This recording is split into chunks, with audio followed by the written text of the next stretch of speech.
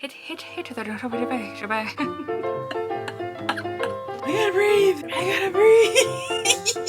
Hi, I'm so glad you're here. This week, I'm gonna talk about bounding. And I'll warn you now, I'm going to use the words bound, bounds, and bounding a lot. So if you're able to play a fun little hydration game, take a sip of water every time I say one of those words. I know you haven't had enough water today, and neither have I. Back in 2020, I discovered the bounding community on Instagram completely by chance. I had done a few Disney bounds in the past, not knowing there was a whole community of people out there doing this, and I thought it was mainly something people did in the parks, which is what I essentially did. I had a few outfits that I wore to high school, like I think it was for my 16th or 17th birthday, I wore an Elsa bound because I had just seen Frozen and I was obsessed. And there were maybe 2 other Disney bounds I wore to school. Nobody really knew what it was, but I did, and that was enough for me. But overall, I really only wore them when we went on family vacations to Disney, which was every 4 or 5 years or so. As I started bounding more and more at home during lockdown, I found I needed to start making my own accessories and pieces of clothing to make the outfits in my brain come to life, and filming those processes of making the things kind of kickstarted my content creation. Finding the Disney bounding community was the happiest accident, and I decided to make an Instagram account just for my Disney bounding, which is why my name is Odd of Bounds. But I'm getting kind of off track. What is bounding? Leslie Kay is credited with creating Disney bounding, coining the term, and even writing the book on it. Her iconic flat lays of character-inspired outfits were an online sensation, and since then, so many people have taken inspiration from her work and created their own outfits, their own challenges, and even events like Dapper Day. In the Disney parks, individuals over 14, I think it is, can't wear costumes into the parks, so that's kind of one reason that bounding took off. It was a way that everybody could celebrate their favorite character, attraction, item, or place. And I say attraction, place, and item because people have dressed up as the different themed trash cans around the parks. They've dressed up as signage, even phrases. You truly can get as obscure as you want to. Here are some examples of my more obscure bounds. The Lucky Star Cabco cab door from Captain America. Road signs around Disney World. A beignet. The brambles outside of Sleeping Beauty's castle. A Living with the Land poster. The sign outside of Oscars at Hollywood Studios. A Rice Krispie treat. And a meme. Does a bound have to just be Disney related though? No!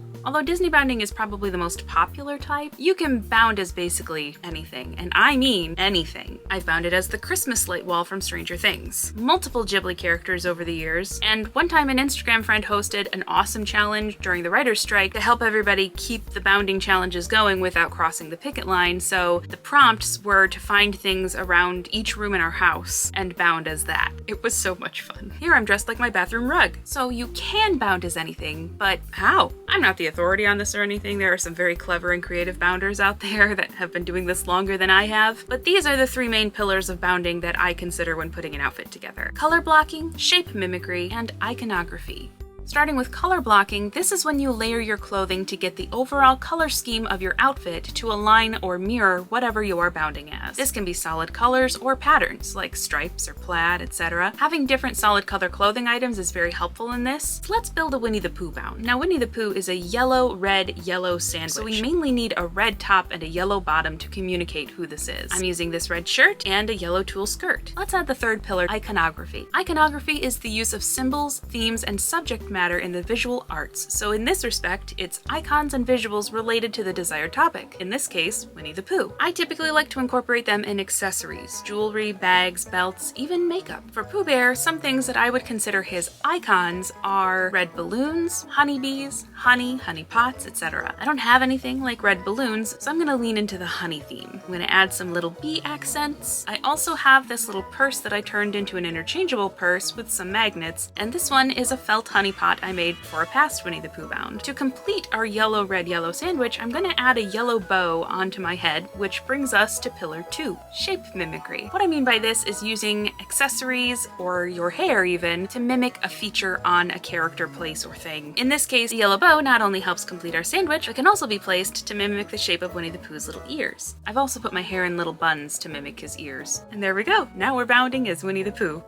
Now, if I'm just taking photos, I'd also add my little yellow heels, but if you're going into a park or a con or somewhere where there's a lot of walking, your shoe choice should always be based more on comfort. Choose function over form, unless you find something that works in both departments. The closest I've gotten to marrying form and function is when I wore these purple sneakers, because purple worked with all 3 of the outfits I had planned for the trip. More often than not though, a neutral shoe like black or white works just fine, especially if you've got more than one outfit planned, or if you just don't care about your shoes matching your outfit. Don't be like me, they do not have to match. I've worn the same black tennis shoes for so many different bounds as well as these other white shoes, and it looks just fine. Your comfort is always more important. Let's talk a bit more about accessories though. I have made so many accessories just for bounding, and while I try to wear them outside of bounding, it has added up over the years, leaving me with just a lot of stuff. One way I've tried to cut down on having just a bunch of extra stuff is by making my bags interchangeable. When you go to the parks, I would say the 2 most important things to consider are your shoes and your bag. Like I just said, don't sacrifice function for form. It's never a good time. You don't want to be uncomfortable or left without things that you need because they're back home or in your hotel room, because your bag, just because it looks cool with your outfit, can't hold it all. I've been tempted to in the past because I just get stuck on the theme, which is so silly, I know, and I just want everything to be incorporated and themed. So to kind of humor my need for thematic elements, but not compromise my comfort in the parks, I did things like customizing this little bag. I picked a neutral color for the base and sewed 3 little snap button backings onto the front, and for different outfits, I make new patches to snap on. I've done Coco, Ratatouille, Mickey, Frozen, generic Christmas, and Rapunzel so far, and I think that last one is my favorite for sure. I've never taken my little circular purse out into the wild, but I have made several faces for it for different outfits, instead of making a different bag for every outfit. I've made things like Go-Go's cycle wheel from Big Hero 6, a grape soda cap, a fish, and a cookie. Although the belt bag is the most functional, I have taken some weirder choices into the parks before that ended up working okay, like Sven or my Cranbox purse, although I don't take as many chances with the shoes because, oh, the blisters. Which is why I also always carry band-aids. Another aspect for me personally is masking. I do mask everywhere I go, and honestly, those can be incorporated into an outfit just as easily. Companies like Planet of Kind make really fun, colorful masks, and I've also made my own masks with a filter layer incorporated, and I've made some really fun masks in the past, although I mainly use fabric if I'm outdoors. Let's build another bound, and this time we'll craft a little something to go with it, because sometimes you just can't find the right accessory, and you have to do it yourself. But like I said before, bounding is not Disney specific.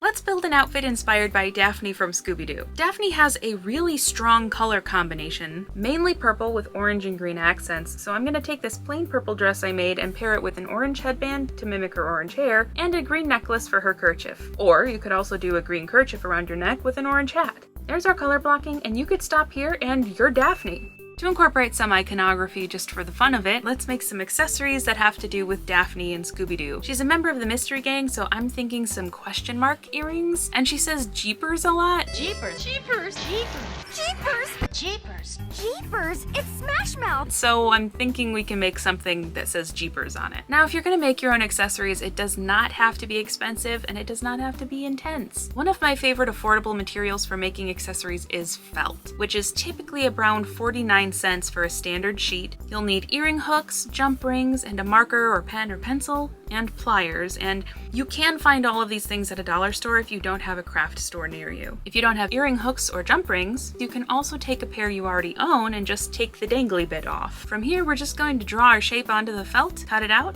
and back it with a complementary color. Now to put it together, some simple stitches with a little sewing kit can work just fine, and sewing kits can also be found at a dollar store, but if you have tacky glue or hot glue, those work too. Once you have your shapes put together, poke a hole in the backing felt, put your jump ring through, hook the earring hook onto it, close it up, and there you've got a pair of earrings. You can also make some fun stuff with iron-on paper or vinyl or embroidery floss and beads. If you want to do a little something more, like this pin that I made that says Jeepers. Jeepers isn't exactly an icon, but it is something she says often, so it's a fun little detail to add. She also has purple shoes, so I could also wear my purple tennis shoes that I mentioned before. And now here's our Daphne bound. Sometimes bounding can get really specific, especially if you're getting obscure. But really, you can use just one piece of clothing and make a bunch of different characters just by swapping out the accessories or color blocking with different items of clothing. For example, I'm going to use this red dress that I made last year for my fairy video because I don't wear it enough and I really do love it. Let's see who we can make using this red dress.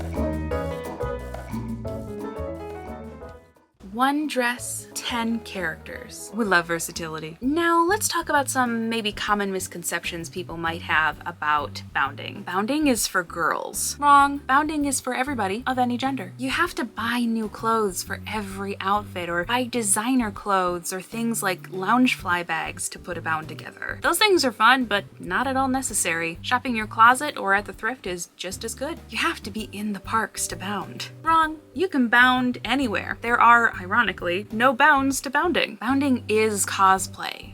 No, not really, although the lines do get blurred from time to time. It is a true Venn diagram, not a circle. We've put together some fun bounds, but there's one more question I'd like to answer. Why do people bound? The simplest answer is they want to, just like any other hobby. It's fun. To me, it's kind of like putting a visual puzzle together that I then get to wear. I like dressing up and I like a theme, so dressing to a theme is like the perfect combination for me. I've found a wonderful community on Instagram because of bounding, and I've had some incredible experiences that bounding made all the more magical. While I was wearing a Rapunzel bound, a cast member came up to me in the gift shop and said, "Excuse me, your outfit is all tangled." At the arts festival when the CMs were all hyping up my dress, they were so nice. Striking up conversations with people in the parks who recognized whatever character I was dressed up as, and having a conversation we wouldn't have otherwise had. One time a cast member saw that I was bounding as Snow White and took me over to meet her because I didn't realize she was meeting people just over in the corner. I had no idea she was there. And more recently at Epic Universe, my interactions with different characters like Hiccup and Toothless and the Bride and Frankenstein's monster, I think those interactions were made even more special by the way we could interact based on the conversation around whatever I was wearing. Bounding has added just a little extra sprinkle of magic to any trip I've ever taken. And then there was that time I accidentally bounded as Buzz Lightyear because I was wearing a green and white sweater, but I really wasn't trying to, and he saw it and he was in the parade and he tried to say hello to me, but I thought he was waving at a kid behind me and I didn't think he was saying hello to me, and he really tried to get me to wave back, but I did not think he was waving at me, and I saw afterwards that Buzz Lightyear of Star Command visibly gave up on me. But I'll share that as a short later. And even though some of my favorite bounding moments have happened in the parks, you do not have to be in the parks to bound. I've put bounds together to go see a movie in the theater. I've put a bound together to see a theatrical production, just staying in my house all day. Not to mention all the bounds that I've put together for past videos. Alrighty, I think that's everything. I think that's all I have to say for now, although I'll probably think of 12 more things to say after I've wrapped this up. But I think that's a good start for now. Let me know if you have any questions or bounding stories of your own. If you liked this video, you can let me know by hitting the like button. And if you want to see what I'm doing next and join the channel, hit the subscribe button. And if you want to know when I post, hit the notification bell and YouTube will let you know. Thank you so much for watching. I'll see you next time. Bye!